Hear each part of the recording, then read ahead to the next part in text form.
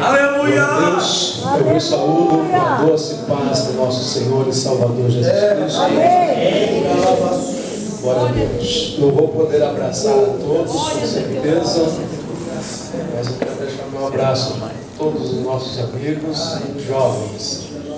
É um amor antigo, né? É um amor antigo, inesquecível. Todos vocês. Eu creio que nesta noite, de alguma maneira, o Senhor nosso Deus preparou este momento.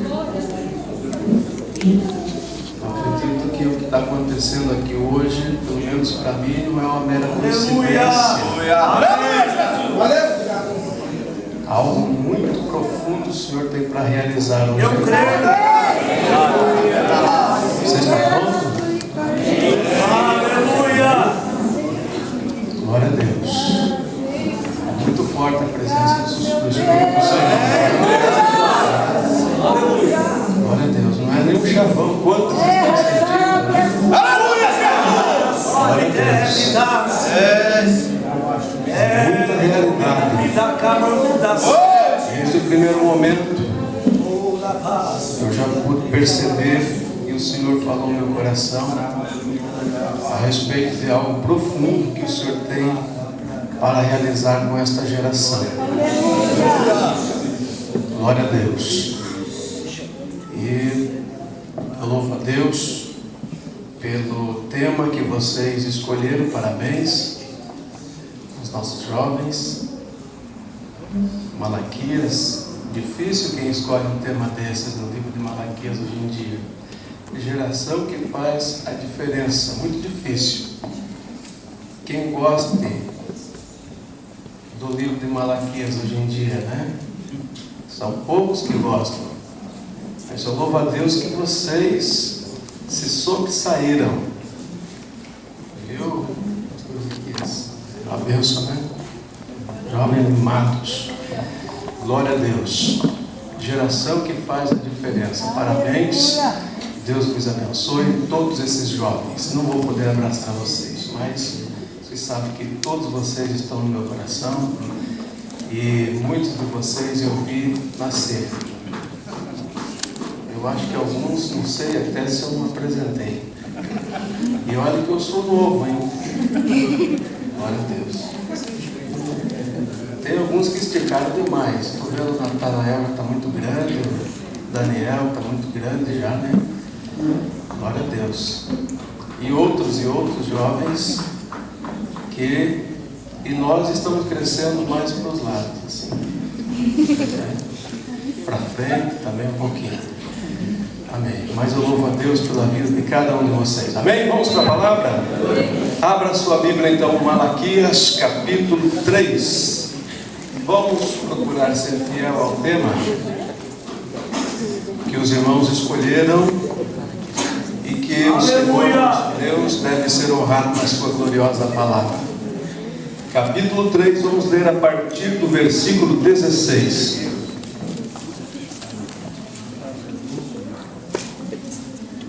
Glória a Deus. 3 a partir do 16. Amém? Quase tem Malaquias aí, irmão? Veja, aperta menor. Glória a Deus. Malaquias 3,16. Então os que temiam ao Senhor falavam uns aos outros. O Senhor atentava e ouvia. Havia um memorial escrito diante dele para os que temem ao Senhor e para os que se lembram do seu nome. Eles serão para mim particular tesouro naquele dia que preparei, diz o Senhor dos Exércitos. Poupá-los-ei, como um homem poupa a seu filho que o serve. Então vereis outra vez a diferença entre o justo e o perverso, entre o que serve a Deus e o que não serve. Vamos dizer todos juntos? 18. 1, 2, 3. Então vereis outra vez a diferença entre o justo e o injusto, entre o servo e o não servo. Amém? Podeis aceitar. Glória a Deus. Aleluia.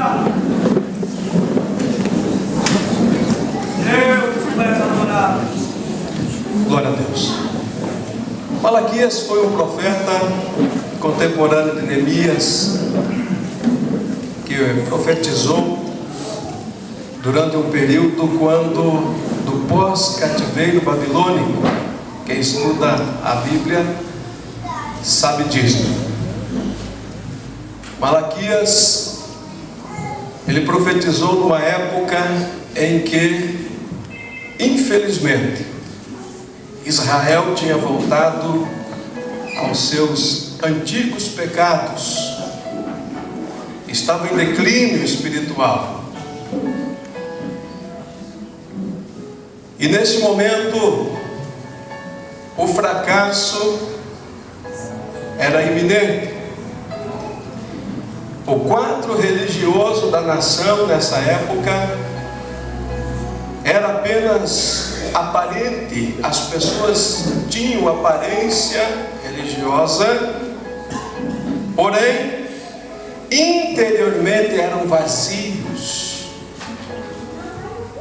eram sem a presença de Deus, praticavam a religião de maneira fria, de maneira formal, sem um verdadeiro propósito para com Deus. O culto se tornou uma rotina e uma coisa cansativa e até mesmo enfadonha para alguns. E ainda, para piorar a situação, o sacerdócio nesse dia, o ministério daquela época, os homens que estavam na liderança também tinham fracassado. O sacerdócio estava fracassado. O sacerdócio se tornou corrupto e já não respeitava mais o Senhor Deus Todo-Poderoso. Então o Senhor levantou o profeta Malaquias para lhes transmitir a mensagem de Deus ao seu povo. Lógico que Deus, observando o seu povo nesta condição, uma vez que todos nós sabemos que Israel era o povo de Deus da antiga aliança, chamado pelo Senhor que foram para refletirem o conhecimento de Deus para outras nações, para reproduzirem ao mundo pagão quem era o Altíssimo, o Todo-Poderoso, o Deus de Abraão, de Isaque e de Jacó. Mas infelizmente, ao longo da história deste povo, muitas vezes, ao invés de eles glorificar a Deus, ao invés de eles darem bom testemunho diante das nações, proclamarem a salvação de Deus, tornarem conhecido o único Deus verdadeiro, eles fizeram exatamente o contrário. Eles denegriram a imagem de Deus diante das nações. Eles se expuseram nos pecados mais terríveis. E assim foi ao longo da história. Nesses dias de Malaquias, também eles estavam passando por um período muito difícil. Então Deus levanta este profeta para advertir o seu povo.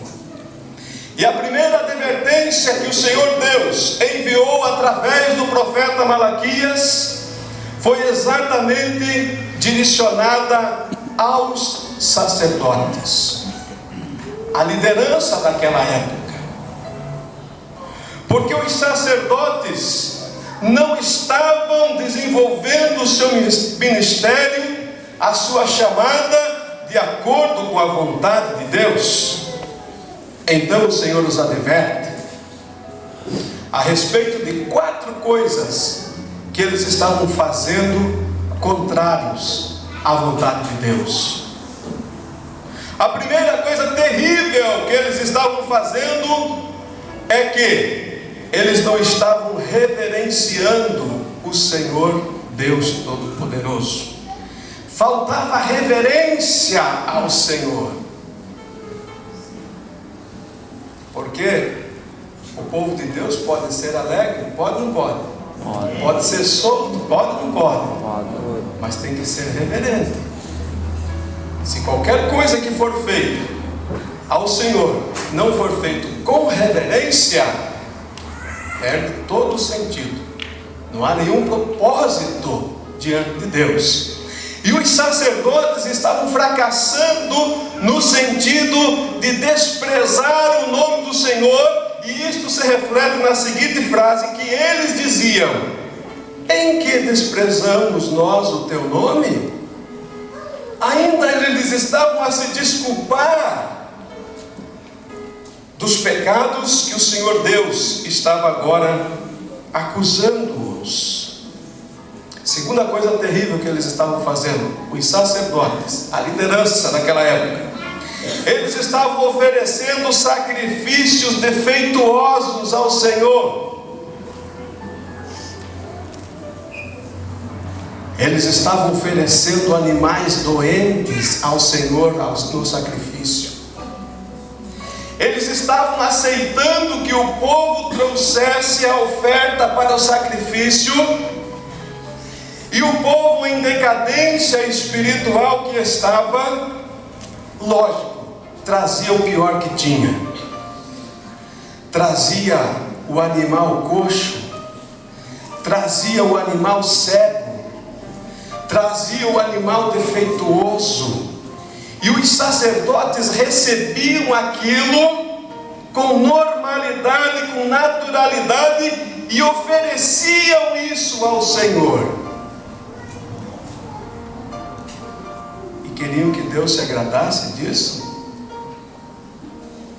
O Senhor disse a eles: oferece isso ao príncipe de vocês para ver o que é que eles dizem, o que é que ele vai dizer de vocês. Oferece isso. Vai, oferece ao governador.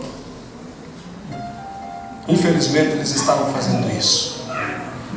Para os irmãos terem uma ideia do tamanho da decadência espiritual. Animais doentes. Outra coisa que eles estavam cometendo contra o Senhor, eles estavam cultuando a Deus com espírito de indiferença e descontentamento. Sabe aquela coisa de, vamos lá mesmo, tem que fazer o quê? Estamos nessa aí, vamos lá. Aí eles faziam descontente, não estavam satisfeitos. E o culto ficou enfadonho, porque eles mesmos disseram que o culto estava enfadonho.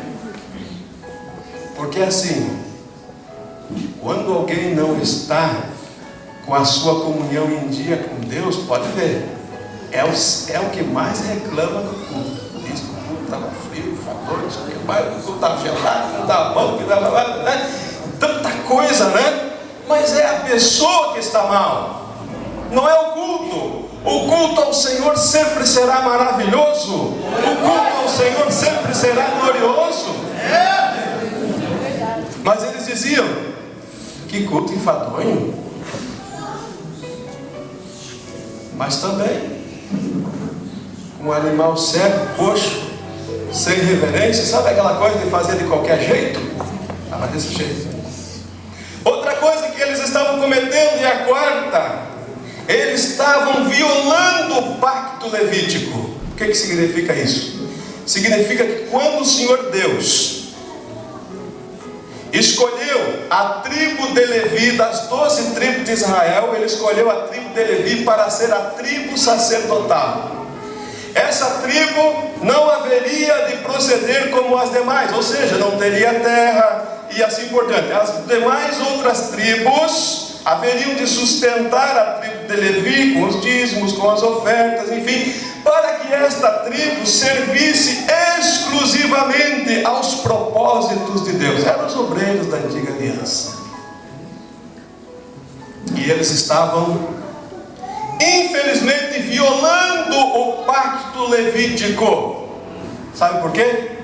Porque é o seguinte: o Senhor fez uma aliança com Levi, e todo o sacerdócio levítico, por extensão, deveria obedecer o pacto que foi feito. Entre outras coisas, todo levita, ele precisava fazer 3 coisas. Primeiro, ele precisava andar muito perto de Jeová. Primeira coisa. Segundo, eles precisavam zelar para deixar a iniquidade. E terceiro, todo levita precisava ser habilidoso para ensinar a palavra de Deus. E este sacerdócio dessa época estava fracassado nesses 3 quesitos. Não andavam mais perto de Jeová, não tinham um zelo por deixar a iniquidade, e nem tampouco estavam aptos para ensinar a palavra de Deus. É um quadro triste e lamentável da história de Israel. Mas eu quero dizer a vocês hoje, principalmente a todos os jovens que aqui estão, ouça bem o que eu vou dizer a vocês. Mas hoje, na nova aliança, o povo de Deus, quem são? O povo de Deus somos nós. O povo de Deus da nova aliança somos nós. Aleluia. Nós somos o povo de Deus. Aleluia. Você é o povo de Deus, a nova aliança. Mas em nossos dias, nós também estamos sendo desafiados, porque estamos vendo se levantar no arraial cristão evangélico um tipo de sacerdócio agindo, procedendo como aquele sacerdócio falido dos dias de Malaquias. E eu quero dar aqui algumas coisas que este sacerdócio está fazendo. Primeiro, eles estão pregando um outro evangelho. Um evangelho sem arrependimento. Um evangelho onde não precisa levar a cruz. Um evangelho onde não precisa negar-se a si mesmo. Um evangelho aonde o homem é o centro e não Cristo. Esse é um outro evangelho. Existe um sacerdócio pregando, e eles estão fazendo um barulhão danado hoje em dia. Eles estão anunciando um outro Cristo, tipo gênio da lâmpada, que está ali no seu trono à disposição de qualquer pessoa, tipo gênio da lâmpada, dizendo assim: diga-me o que tu queres e eu vou te fazer. Faça-me 3 pedidos e coisas desse tipo. Um dia desses eu estava ouvindo um desses profetas, e ele chegou a dizer assim na sua pregação, que Deus fica obrigado a fazer. Mentiroso. Deus não é obrigado a fazer coisa nenhuma. Deus não pode ser manipulado pelo homem. Verdade. Deus jamais vai ser manobrado por qualquer oração, por qualquer tipo de palavra, de mantra, que estão seduzindo as pessoas hoje em dia. E eu tenho visto uma geração correndo de um lado para o outro, sem firmeza, sem raiz, sem condição de defender a sua fé. Nós estamos vendo isso acontecer. Estão pregando um outro Cristo, um evangelho chamado de prosperidade material, do aqui e agora. Tudo se resume em bênçãos materiais. Tudo gira em torno de adquirir aqui e agora. Mas o Senhor Jesus deixa claro de que adianta o homem ganhar o mundo inteiro e perder a sua alma.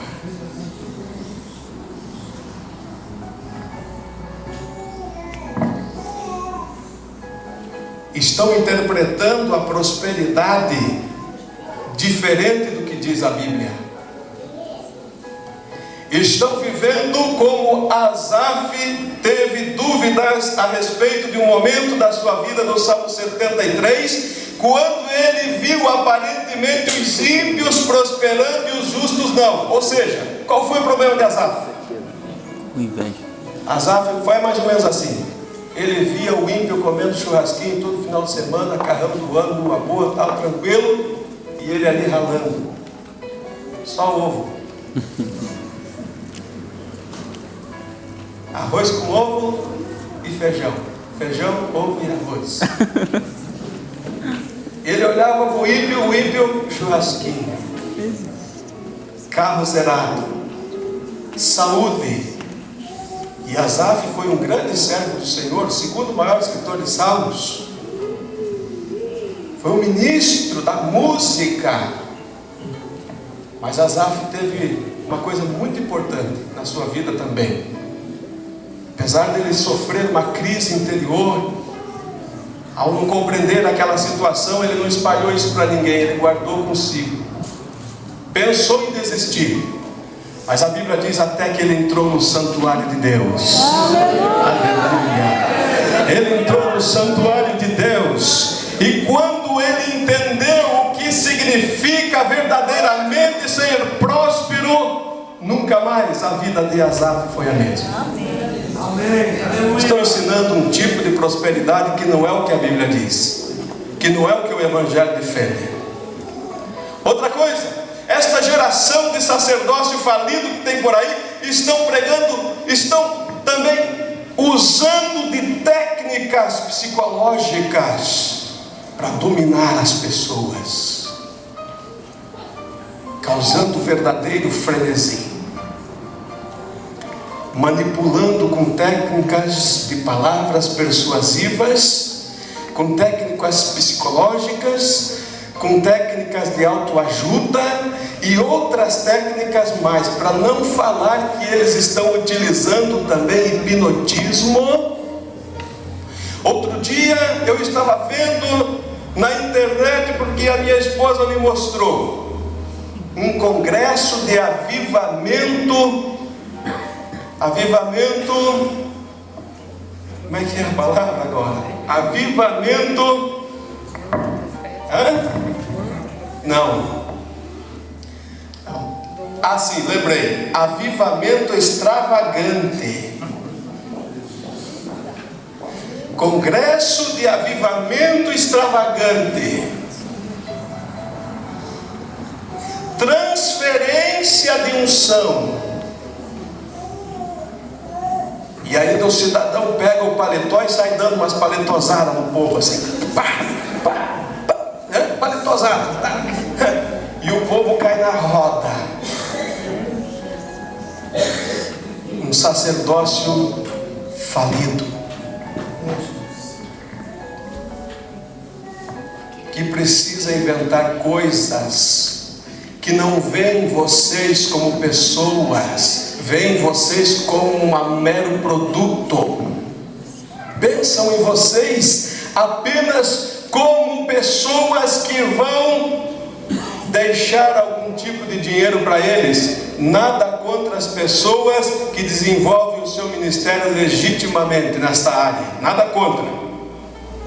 Mas nós estamos vivendo uma época em que as pessoas veem nos crentes apenas um mercado.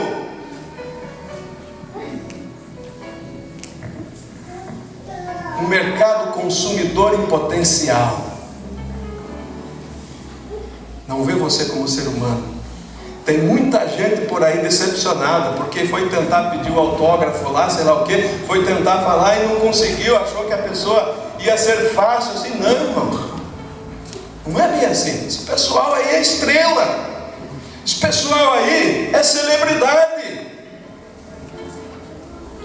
Servo é aqui, ó. Tudo servo é aqui, ó. Servo uns dos outros, servo. Com esses aqui vocês podem falar o que vocês quiserem, tá? Com esses aqui sim, servos. Mas tome cuidado. Existe um sacerdócio aí à parte, tá? Está crescendo isso. Técnicas de ocultismo está sendo utilizada hoje dentro da igreja. Penetrou dentro da igreja como um cavalo de Troia. Veio com roupagem evangélica. Técnicas as mais terríveis, porque o adversário é astuto. Ele sabe que se chegasse aqui um pai de santo vestido a caráter aqui, todo mundo já ia perceber. E alguns não iam nem querer sentar perto. Ele mudou a estratégia. Agora ele manda os seus enviados de paletó, gravata, Bíblia na mão.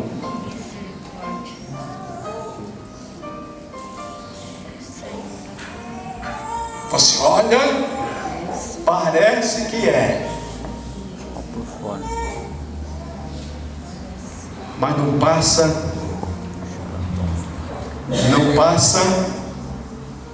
de um feiticeiro. Quer ver?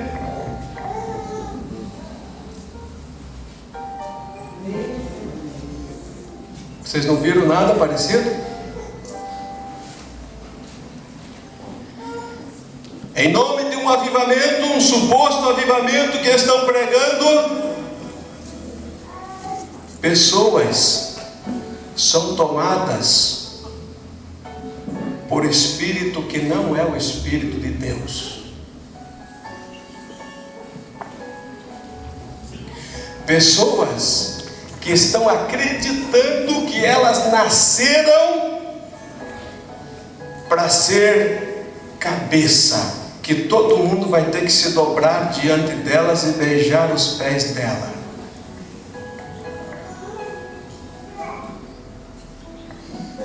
É errado essa compreensão. E ainda utilizam textos da Bíblia como José, não sei o que mais, e outros que foram exaltados. Mas eles não dizem que José perdoou todos os seus irmãos, que José não exigiu que os irmãos beijassem o pé dele, coisa nenhuma, que José não exigiu que eles estivessem no pódio e agora os seus irmãos iam ter que beijar os seus pés, coisa nenhuma. Isso é anticristão. O evangelho que eu aprendi da palavra de Deus é um evangelho onde o Senhor Jesus disse que aquele que quiser ser o maior no reino de Deus, então é o que serve a todos. Esse é o que serve, o maior é o que serve. Estão passando uma ideia, e eu estou vendo gente por aí, feito um pavão já, achando mesmo que é o cara, achando que agora ninguém pode mais com ele, que ele vai arrebentar, que é isso, que é aquilo. Sai fora disso, irmão. Ei, jovem, sai fora desse negócio. Isso não vem de Deus. O fruto do Espírito consiste em 3 coisas. Você sabe? Você sabe qual é o fruto do Espírito?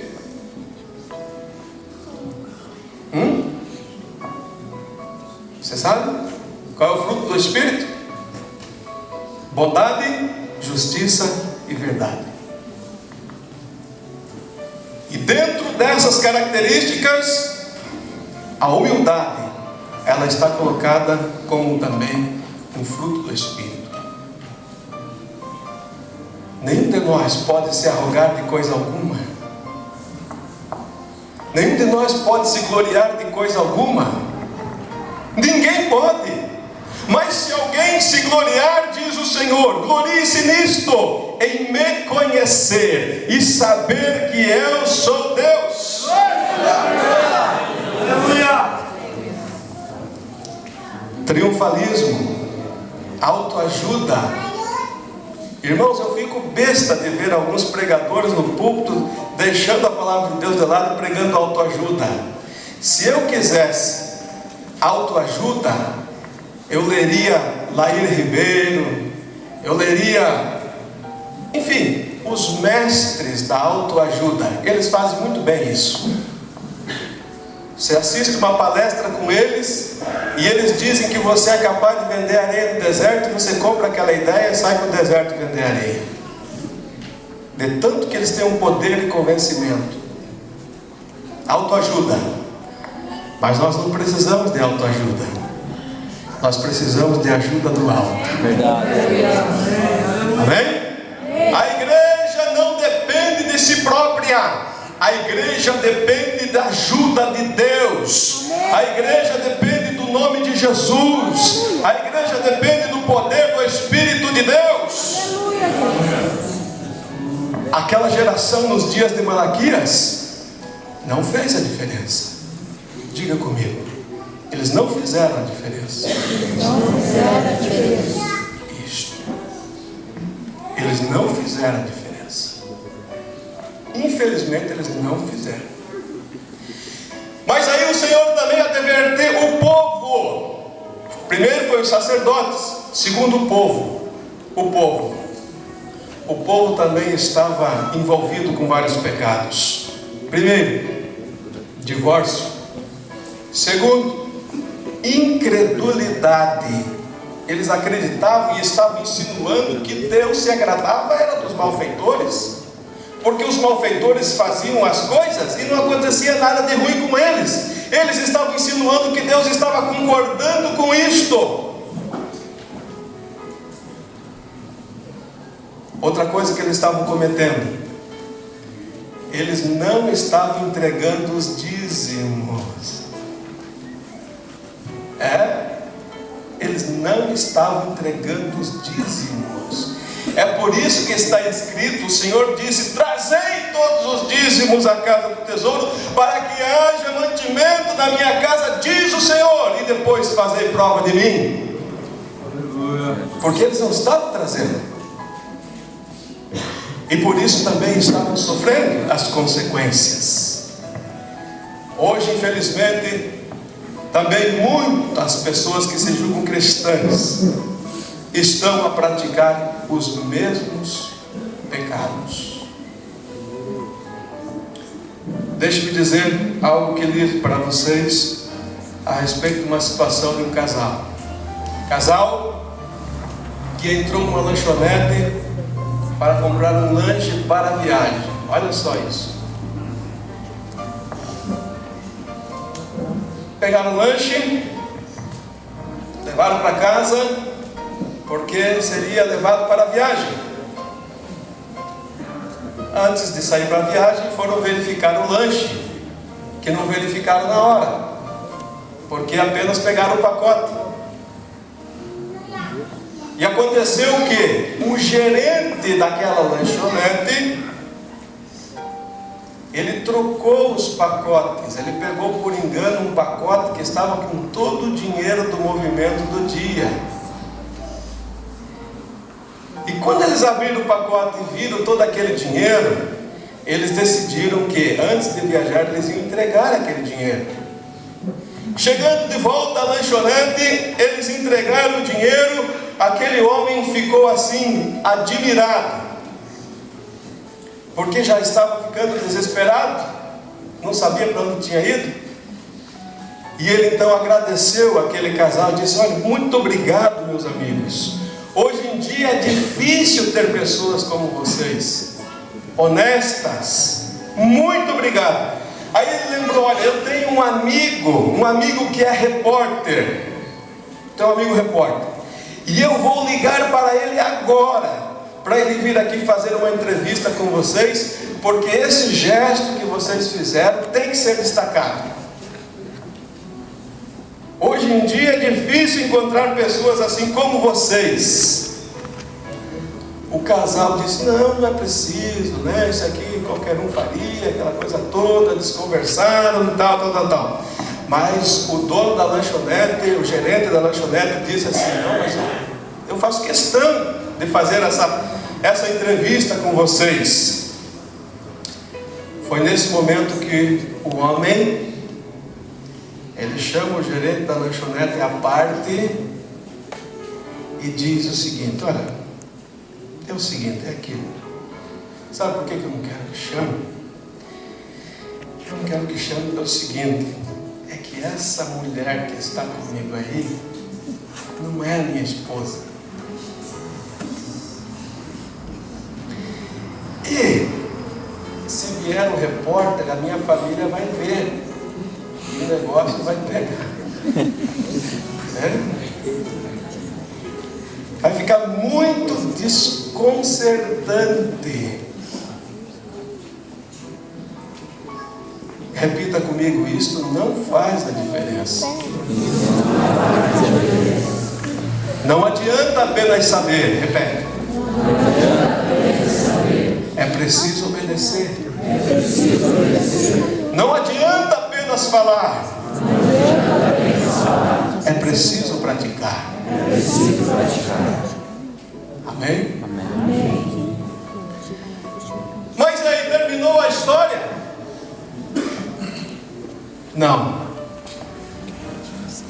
Porque no livro de Malaquias você encontra um remanescente. Repete comigo, diga assim, jovem. Um remanescente. Fiel. Aleluia. Havia um remanescente fiel nos dias de Malaquias. E o Senhor Deus disse que aquele remanescente estava no memorial dele. Ou seja, as obras daquele remanescente fiel estava anotado diante de Deus. Deus não haveria de se esquecer de nenhuma de suas obras. Deus estava atento a tudo que eles estavam fazendo na sua fidelidade ao Senhor. E o Senhor fez promessa àquele remanescente para lhe dar livramento da tribulação futura. Glória a Deus, aleluia. Praticamente o livro de Malaquias termina, para depois ter 400 anos de silêncio, até João Batista anunciar o reino de Deus. Agora sim, agora eu quero falar diretamente aos jovens, a esta geração que está aqui. Eu quero ministrar a vocês hoje em nome do Senhor Jesus. Aleluia. Deixa eu fazer a pergunta retórica. Você quer fazer a diferença? Nós queremos mesmo fazer a diferença? Sim. Amém? Amém. Estamos fazendo a diferença? Amém? Amém. Estamos? A nossa geração quer de fato a diferença? Você quer? Aleluia. Se você quer, o Senhor Deus tem para te dar hoje. Aleluia. Havia um remanescente, e eu creio piamente que nestes últimos dias o Senhor Deus está contemplando um remanescente na terra. Um remanescente. E eu quero acreditar que nós que estamos aqui fazemos parte deste remanescente. Glória a Deus. Amém? Repete aí um pro outro, diz assim: você faz parte do remanescente fiel. Aleluia! Aleluia. Eles fracassaram, não fizeram a diferença. Portanto, aquele sacerdócio, jovens, não é modelo para nós, povo de Deus. Infelizmente, a atitude do povo nos dias de Malaquias não é exemplo para o povo de Deus hoje. Não serve de exemplo para nós. Não serve. Aleluia. Por quê? Porque, em primeiro lugar, nós somos o povo de Deus. Você é o povo de Deus. Alguém já disse aqui: sal da terra, luz do mundo. O sal é para manter o equilíbrio. O mundo está apodrecendo no pecado. Mas a igreja está a equilibrar isto. Aleluia. A igreja está no mundo exatamente para equilibrar essa situação. Aleluia. É para não aumentar a podridão. Por isso, jovem, não aceite os convites deste mundo, deste sistema pecaminoso. Não aceite as propostas do inimigo. Não acredite que relações sexuais antes do casamento é normal. Não acredite nisso. Não acredite nisso, jovem. Mantenha-se puro. Viu, moça? Não se entregue.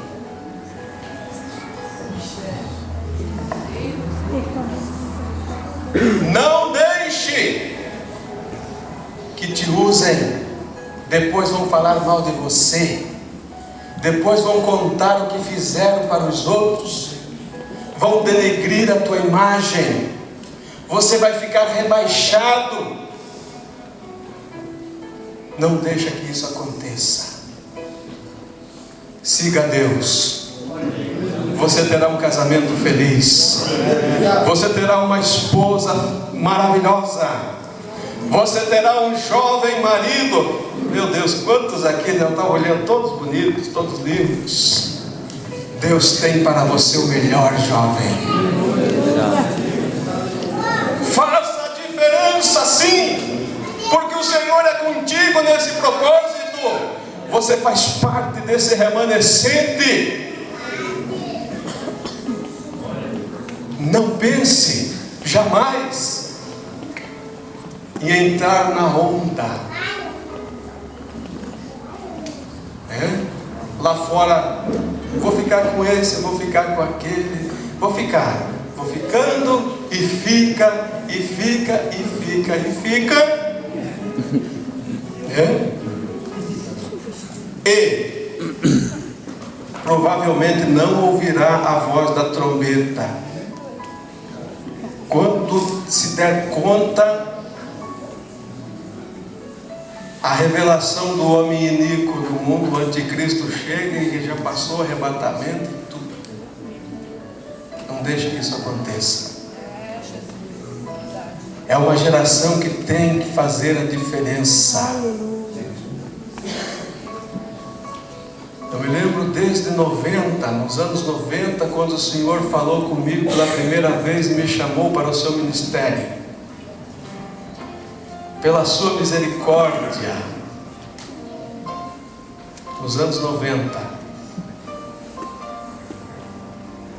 eu passava o dia inteiro na igreja, de manhã da escola dominical, de tarde ensaiando com o jovem, do culto à noite. Não me arrependo de um minuto só. Alguém já me disse algum tempo atrás: mas Eliel, você é tão jovem, rapaz, vamos para a balada. Ei, homem, já se viu? Esse negócio de igreja é para velho. Depois que nós estiver já meio para lá do velho, aí nós vamos para a igreja, porque daí não dá mais nada. Ele falou assim para mim. É o pensamento do mundo, né? São pessoas que não conhecem, não têm o tesouro, não conhecem a Deus. não tem Jesus. Elas podem falar isso, mas eu fico admirado às vezes com alguns jovens da nossa geração, não é verdade? Que conhecem e de repente está com uma vontade de participar de alguma coisa do sistema mundano, pecaminoso, contrário à vontade de Deus, o caráter de Deus. Não, jovem, isso não é para você. Isso não impede você ser um jovem feliz, alegre, espontâneo, não é nada disso. Isso não impede você fazer um penteado assim, tudo embaraçado, na cabeça. Não. Ou mais lisinho. Não impede. Claro que não. Jovem cristão. Certo? Agora, você tem que entender que você precisa servir a Deus com fidelidade, com verdade, sentindo Deus, vivendo a tua experiência de todos os dias. Quantos de fato aqui estão dispostos a fazer essa diferença? Aleluia! Quantos já estão fazendo a diferença aqui? Quantos aqui querem ser mais cheios do Espírito Santo? Aleluia! Nós vamos ministrar sobre vocês. Eu vou pedir ajuda dos obreiros hoje. Aleluia, para ministrar sobre vocês com imposição de mãos. Quantos aqui já são batizados com o Espírito Santo? Olha aí, temos um pouco, olha, mas tem muita gente. Obreiros do Senhor, vamos orar por eles? Eu convido vocês. Ministro do Senhor, nós vamos ministrar sobre eles em nome de Jesus. Aleluia, recebereis poder ao descer sobre vós o Espírito Santo e ser-me-eis testemunhas. Amém? Quando eu era como vocês, eu dizia para o Ismael, não me chame. Eu fazia assim, no culto da mocidade, tenho vergonha. Mas depois que o Senhor Jesus me batizou com o Espírito Santo, eu ia até dia de chuva na igreja para ver se o pastor me chamava para pregar. O pastor falou, esse rapaz está meio fora, né? Com o sapato molhado, barra molhada, calça molhada, porque eu sabia que quinta-feira lá em Matinhos não ia ninguém na igreja quase. Daí o pastor não ia ter obreiro disponível no púlpito, e eu pensei, eu fico aqui na porta, ele me vê e vai me chamar. Deu certo, que é uma maravilha. Só tinha um paletó verde. Não é o mesmo, viu?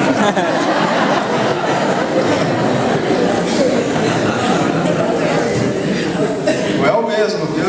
Ele já foi. Aí o pastor Vicente, de saudosa memória, dizia, você vai pregar. Não tinha outro. Mas foi ali onde tudo começou e o Senhor Deus me abençoou. Foi ali que o Senhor me levantou com as suas mãos de poder. Foi ali que o Senhor me deu uma jovem esposa. Olha essa moça linda ali. Foi ali que o Senhor me chamou para o ministério. Foi ali que eu comecei a cantar com Gouveia. Tocava um pouquinho de música. E foi onde tudo começou, trabalhando na obra de Deus, nos esforçando, servindo ao Senhor com alegria. Aí se você disser, mas você parece perfeito. Não, não sou perfeito, nunca fui. Mas eu busco ao Senhor, eu procuro, eu me esforço para viver debaixo da graça do nosso Deus. Aleluia. O Senhor deu uma recompensa para o remanescente desses dias também, porque no capítulo 4 de Malaquias, o Senhor prometeu livrar o seu povo da tribulação, tanto uma tribulação que haveria de vir, não muitos dias depois, quanto já o Senhor estava projetando para uma futura tribulação, que ainda está por vir sobre todo o mundo. Deus prometeu livramento, e melhor do que isso, Ele prometeu para o seu remanescente fiel no capítulo 4, ele promete, ele diz: mas para vós que temeis o meu nome, nascerá o sol da justiça, trazendo salvação debaixo das suas asas.